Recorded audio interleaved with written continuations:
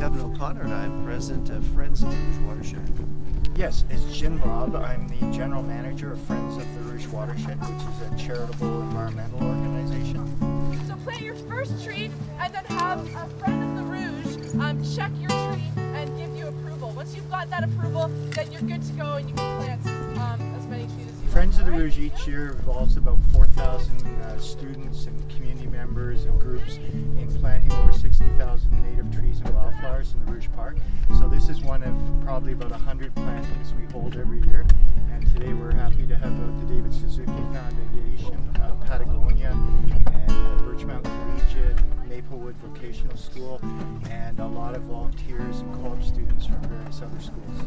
The area we're in here is part of Rouge Park, a special park called Bob Hunter Memorial Park, and this area has Carolinian forest nearby. So in the forest just behind here, there's not only our beautiful provincial tree white pine, but there's also things like shagbark hickory and blue beech and nine bark and a variety of trees that are more common further south. And so we're trying to plant trees that will survive, but also trees that represent the Carolinian zone, things like sycamore, bitternut hickory, blue beech, and a variety of species, in addition to the more common white birch and white cedar and white pine. The people involved with Friends of the Rouge have been involved in the Rouge Park movement for more than 25 years now. We were part of the community movement, the Save the Rouge movement, that helped to create the Rouge Park back in 1990. And at that time, Premier Peterson announced a park that would extend all the way from Lake Ontario to the Oak Ridges Moraine.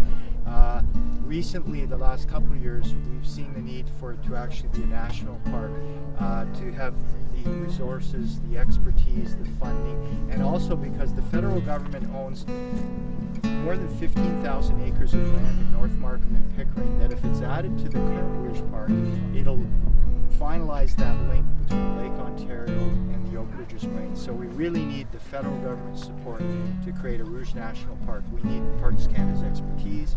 We need a stable source of funding for the park to be able to have trails and park wardens and interpretive programs for the public. And what a wonderful thing is bring a national park close to where people live, because not everybody can get out there to the distant parks, but almost everybody with a TDC token will be able to visit the Rouge National Park. I mean, we can bring kids from the Toronto District School Board out, from the York Region out, the separate school board out.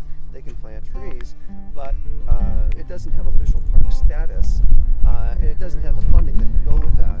We would need that to try and make it into a better park for all of our citizens. The main obstacles in terms of getting the national park is that the land here has been owned by the government by 30 years and has been leased back to farmers for cash cropping. And some of the farmers that lease the land at very cheap rates see the park as a threat to their continued use of the land for cash cropping. And I think that a multi-stakeholder committee where the farmers are part of it, the environmentalists, the community groups, the government, I think we can work out those issues in a way that'll be a win-win situation. It's a matter of reasonable people coming together and discussing it, because Markham only has 5% forest cover. It once had 100% forest cover. The science tells us, Environment Canada studies, scientific studies tell us that if you want healthy air quality, healthy water quality, and good biological diversity, you should have 30% forest cover. So we do need to restore some areas of publicly owned land, but there will also be opportunities to move from cash cropping, which is mainly cattle, corn, and soybeans for industrial food, to having smaller plots of land that are available for organic farming, that are available for local produce production, that can actually feed the local communities in the Greater Toronto area. So the Rouge Park offers that opportunity to be a catalyst to both restore and protect Mother Nature, and to also have a thriving agricultural community that's based on the production of healthy local food. Yeah, we've been doing this with Rouge Watershed for about 15 or so years, and working with Rouge Park and other places through the Rouge. What's great is go back a few years afterwards and see the kind of way which nature's taken over. We give nature a helping hand, and then nature does the rest. Birds come in, they perch on the trees, they leave seeds behind from where they've come from, and you get a great biodiversity. And that's one of the things we're looking for, because with the kind of urban sprawl that has been witnessed in the Greater Toronto area, we need places like this as refuges